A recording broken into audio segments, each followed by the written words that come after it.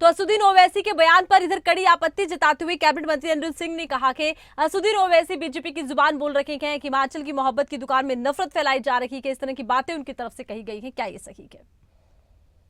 कि मैं समझता हूँ कोई भी मंदिर है, मस्जिद है, वो सबका है।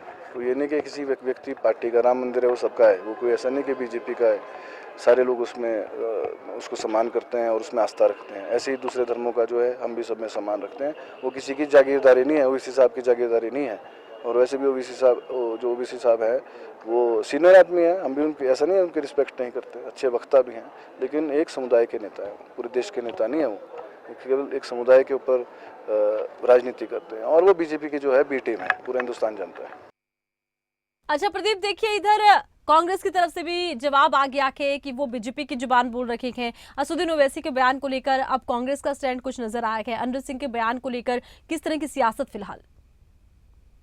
बिल्कुल, देखिए इसमें अनिरुद्ध सिंह ने भी अपनी बात कही है, उनके साथ साथ कैबिनेट मंत्री विक्रमादित्य सिंह ने भी अपनी बात कही है। उनके बयानों को भी नकारा है सिरे से और कहा कि हिमाचल में हर व्यक्ति मोहब्बत से रहता है। और इसी तरह से बीजेपी से जो विधायक हैं विक्रम ठाकुर, उनका भी बयान आया है। उन्होंने ये तक कह डाला असदुद्दीन ओवैसी को लेकर कि वो जो है नफरत फैलाने का काम करते हैं और देश को तोड़ने की बात जो है वो करते हैं। हिमाचल प्रदेश का ये मामला है और हिमाचल प्रदेश के लोग सही को सही, गलत को गलत कहते हैं।